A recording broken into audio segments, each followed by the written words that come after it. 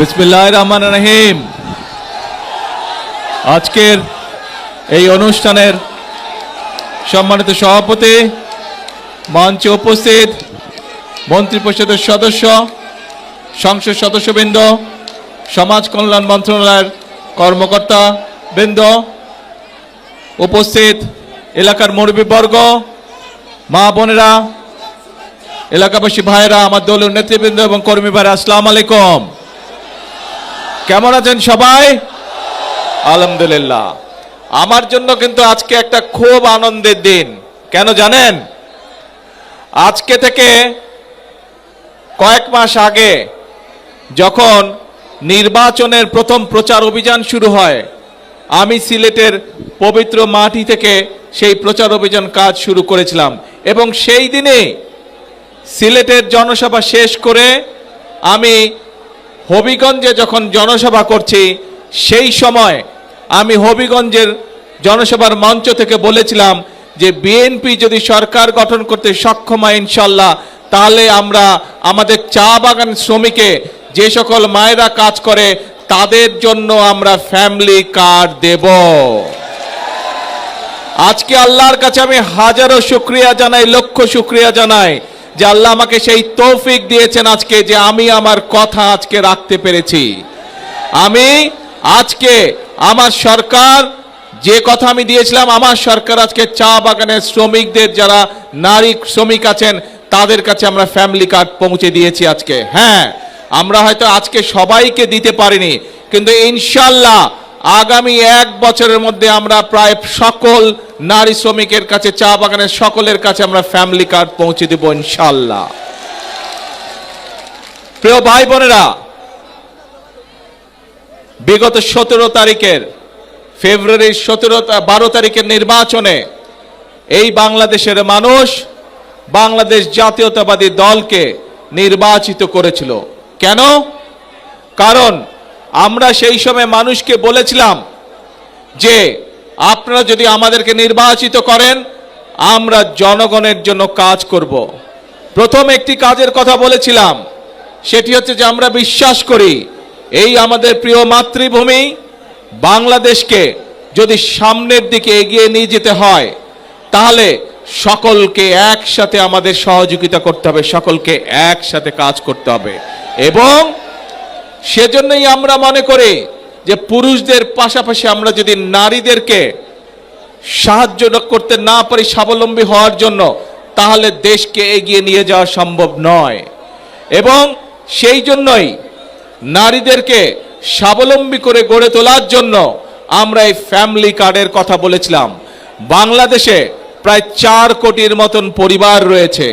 আমরা বলেছিলাম যে আমরা যদি সরকার গঠন করতে সক্ষম হই 12 তারিখের নির্বাচনে, তাহলে পর্যায়ক্রমিকভাবে সকল পরিবারের কাছে আমরা ফ্যামিলি কার্ড পৌঁছে দেব।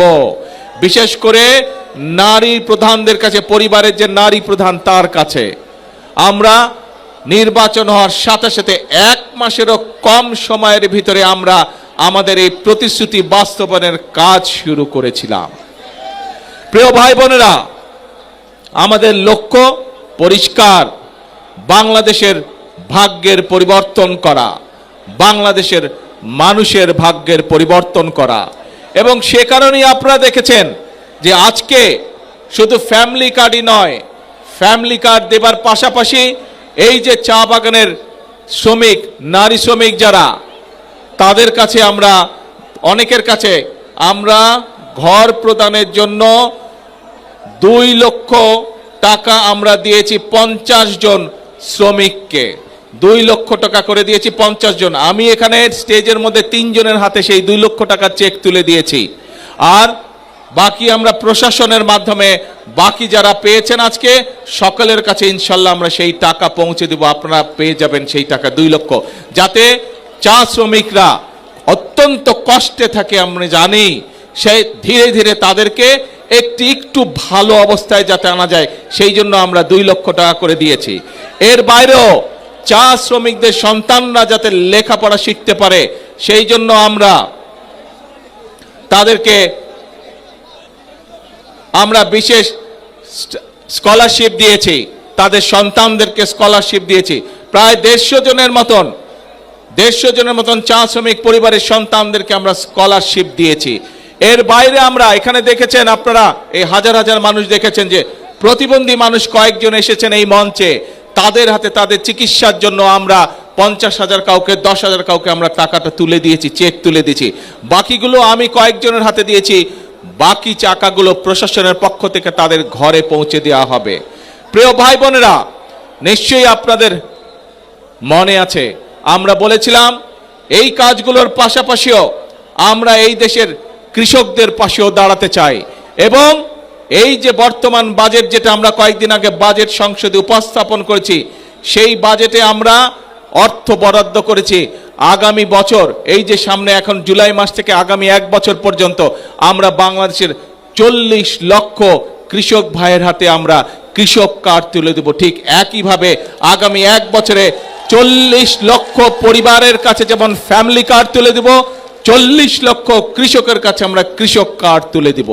প্রিয় ভাই বোনেরা, শুধু তাই নয়, আমরা নির্বাচনের আগে বলেছিলাম যে আমরা এই বাংলাদেশে, আমি মুসলমান, আরেকজন আছেন হিন্দু ভাই, আরেকজন আছেন বৌদ্ধ, আরেকজন আছেন খ্রিস্টান, আমরা বিভিন্ন ধর্মের মানুষ শান্তিতে এই বাংলাদেশে বসবাস করি, হাজার বছরের ঐতিহ্য আমাদের। কিন্তু এই যে আমাদের ধর্মীয় শিক্ষক বা ধর্মীয় গুরু যারা, মসজিদ মাদ্রাসাই হোক, গির্জাই হোক, মন্দির হোক, এখানে যারা আছেন ধর্মীয় ব্যক্তিত্ব বা ধর্মীয় গুরু, এই মানুষগুলো মানবতার জীবন যাপন করেন অনেকে। আমরা বলেছিলাম বিএনপি সরকার গঠনে সক্ষম হলে এই মানুষগুলোকে আমরা সরকারের পক্ষ থেকে সম্মানের ব্যবস্থা করব। প্রিয় ভাই বোনেরা, আপনারা দেখেছেন আমাদের সেই প্রতিশ্রুতি আমরা রক্ষা করেছি।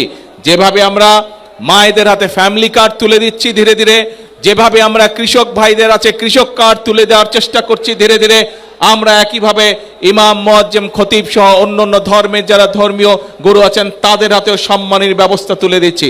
আপনারা আজকে আপনাদের স্বচক্ষে দেখলেন যে আমরা যারা মেধাবী স্টুডেন্ট, যারা কিন্তু অর্থনৈতিক কারণে ঠিকভাবে বই কিনতে পারে না, পড়ালেখা করতে পারে না, এরকম চা শ্রমিক পরিবারের যারা সন্তান, তাদের হাতেও আমরা তুলে দিয়েছি অর্থ সরকারের পক্ষ থেকে।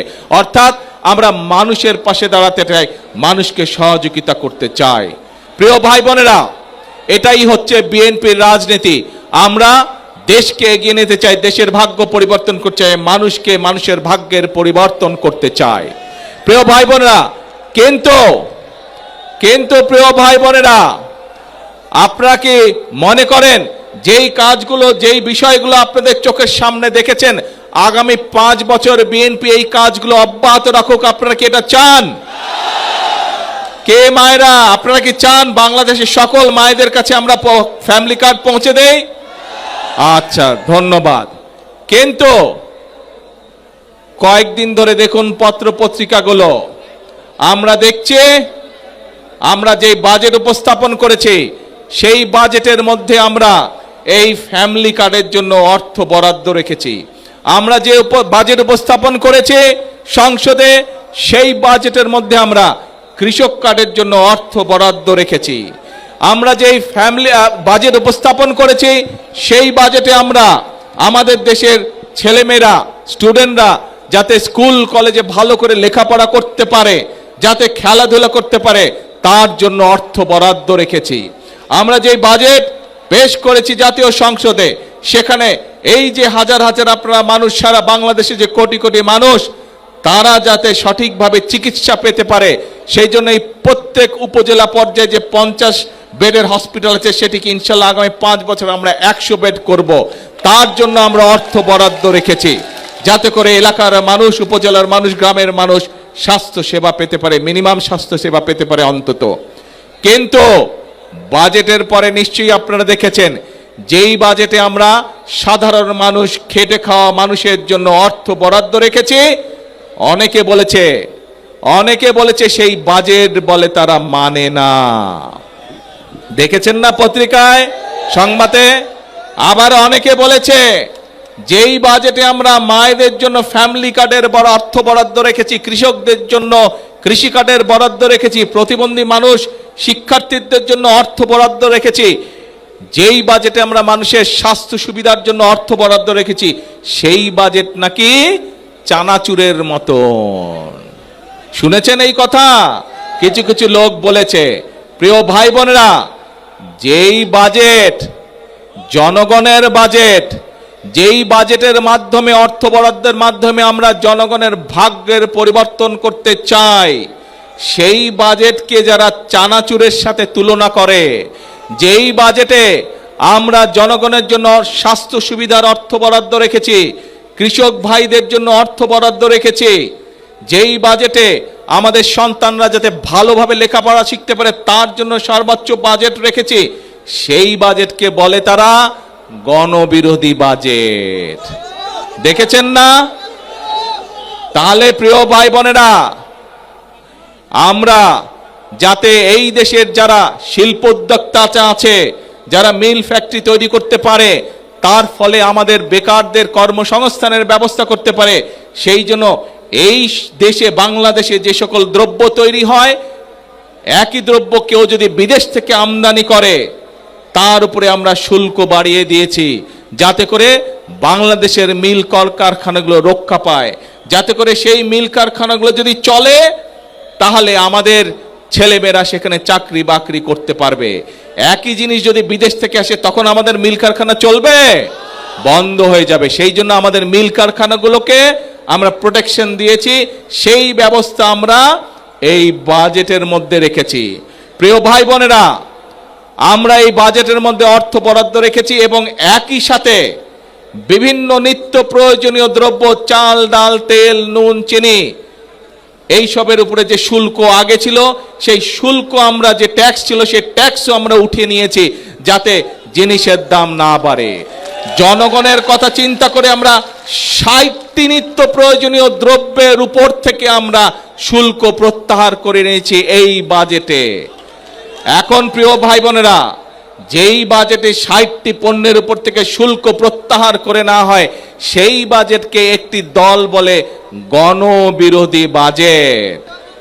এখন জনগণের জন্য যেই বাজেটে সকল ব্যবস্থা রেখেছি, সেই বাজেটকে যারা গণবিরোধী বলে তারা কি কখনো জনগণের বন্ধু হতে পারে? তারা কখনো জনগণের বন্ধু হতে পারে না প্রিয় ভাই বোনেরা। কাজেই যারা জনগণকে বিভ্রান্ত করতে চায় প্রিয় ভাই বোনেরা, সেটি সংসদের ভেতরেই হোক, সেটি সংসদের বাইরেই হোক, তাদের ব্যাপারে আপনাদেরকে সচেতন থাকতে হবে। কারণ এই সকল লোকেরা, এই সকল দলগুলো দেশে যদি অশান্তি করার সুযোগ পায় তাহলে আমরা ফ্যামিলি কার্ড বাস্তবায়ন করতে পারবো না। এই লোকগুলো, এই দলগুলো যদি দেশে অশান্তি সৃষ্টি করে তাহলে এই যে আজকে প্রতিবন্ধী মানুষগুলোকে যে আমরা সহযোগিতা করলাম, এই যে গরিব ছাত্র স্টুডেন্টগুলোকে যে আমরা সহযোগিতা করলাম, এই যে আমরা নিত্য প্রয়োজনীয় দ্রব্যের উপর থেকে 60টি দ্রব্যের উপর থেকে যে আমরা ট্যাক্স তুলে নিতে পারলাম, এইটি আমরা তাহলে কন্টিনিউ করতে পারবো না। কাজেই যারা এসব কাজে বাধা দিবে, কি ব্যবস্থা করা উচিত তাদের বিরুদ্ধে? সতর্ক থাকতে হবে তাদের বিরুদ্ধে এবং জনগণকে ঐক্যবদ্ধ থাকতে হবে। বিএনপি হচ্ছে জনগণের দল। যতবারই এই দেশে নিরপেক্ষ নির্বাচন হয়েছে, যতবারই এই বাংলাদেশে মানুষ স্বাধীনভাবে ভোট দিতে পেরেছে, প্রত্যেকবার মানুষ ধানের শীষকে বিজয় করেছে। এবং এই যে মৌলভীবাজারের যতগুলো বড় বড় রাস্তাঘাট, স্কুল, কলেজ দেখেছেন, খোঁজ করে দেখুন, এগুলো সব বিএনপি মরহুম সাইফুর রহমান সাহেবের সময় এই কাজগুলো হয়েছিল।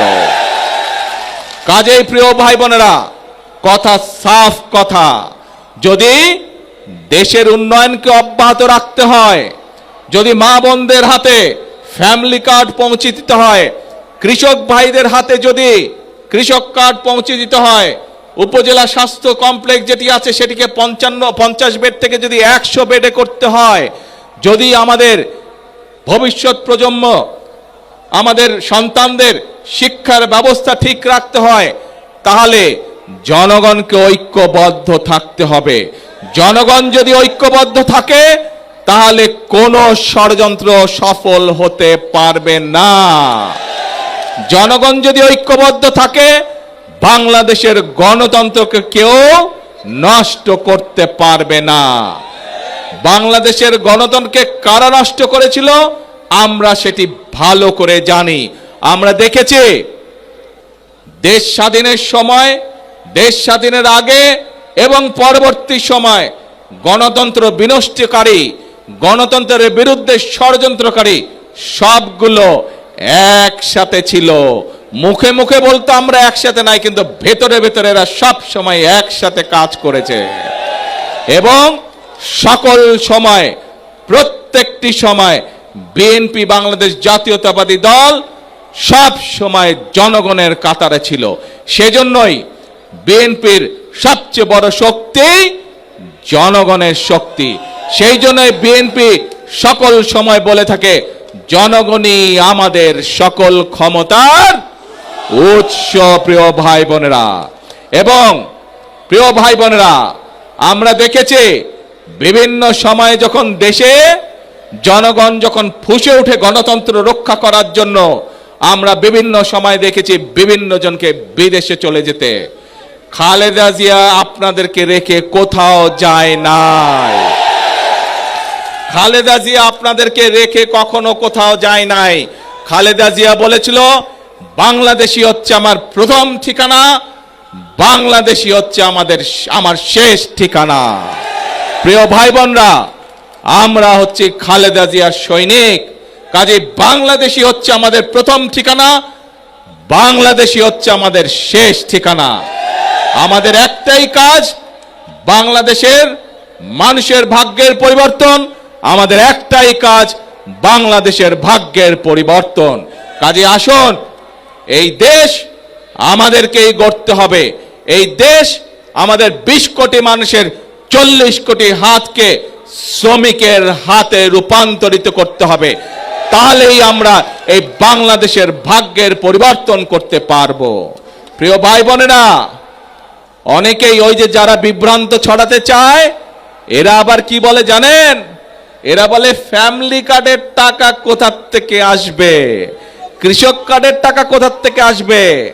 আপনাদের সবাইকে সাক্ষী রেখে তাদের উদ্দেশ্যে আমি বলতে চাই, এই যে আজকে এখানে শ্রমিকদেরকে, চা শ্রমিকদেরকে ঘর নির্মাণের জন্য 2 লক্ষ টাকা দেওয়া হলো। চা শ্রমিকদের পরিবারের সন্তানদের লেখাপড়া করার জন্য 10,000 করে টাকা দেওয়া হলো তাদের বৃত্তি হিসাবে। এই যে মানুষের চিকিৎসার জন্য 50,000 করে টাকা দেওয়া হলো। এগুলা কখনো আগে শুনেছেন? আপনারা দেখেছেন? কেউ এর আগের সরকার দিয়েছিল? দেয় নাই। এটি কার অর্থ? জনগণের অর্থ। আমরা দেখেছি কিভাবে জনগণের অর্থ বিগত 1 যুগ ধরে, 17 বছর ধরে আমরা দেখেছি কিভাবে জনগণের অর্থ এই দেশ থেকে পাচার হয়ে গিয়েছিল। জনগণের অর্থ জনগণকে না দিয়ে একটি দল বিদেশে পাচার করে দিয়েছিল। প্রিয় ভাই বোনেরা, যারা বলে কোত্থেকে আসবে ফ্যামিলি কার্ডের টাকা, কোত্থেকে আসবে কৃষক কার্ডের টাকা, কোত্থেকে আসবে, তাদের উদ্দেশ্যে বলতে চাই, এই জনগণের টাকা আর পাচার হতে দেব না আমরা। জনগণের টাকা দিয়ে জনগণের জন্য কাজ করা হবে, জনগণের অর্থ দিয়ে দেশের জন্য কাজ করা হবে, দেশের ভাগ্যের পরিবর্তনের জন্য কাজ করা হবে, জনগণের জন্য কাজ করা হবে। কাজে ইনশাআল্লাহ টাকার কোনো অভাব হবে না। আসুন, যারা এই দেশ থেকে টাকা পাচার করেছে, যারা এই দেশ থেকে টাকা বাইরে পাঠাতে চায়, জনগণের অর্থ টাকা বিদেশে পাঠাতে চায়, আমরা আজ থেকে তাদের বিরুদ্ধে কঠোর অবস্থান গ্রহণ করব।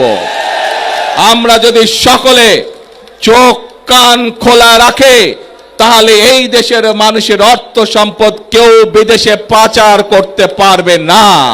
এবং সেই টাকা দিয়ে আমরা সকলে মিলে পরিশ্রম করব এবং সেই অর্থ দিয়ে আমরা দেশ এবং দেশের মানুষের ভাগ্যকে পরিবর্তন করব। আছেন নাকি আমার সাথে সবাই এই কাজে? ইনশাআল্লাহ। আসুন তাহলে আজকের এই আনন্দের দিনে আমাদের প্রতিজ্ঞা হবে, আমাদের প্রতিশ্রুতি হবে একটাই, করব কাজ সবার আগে এবং একই সাথে আরেকটা নতুন কথা বলি, করব কাজ গড়ব দেশ, সবার আগে বাংলাদেশ, সবার জন্য বাংলাদেশ। করব কাজ সবার আগে, সবার জন্য বাংলাদেশ। আল্লাহ হাফেজ। বাংলাদেশ জিন্দাবাদ। আল্লাহ হাফেজ।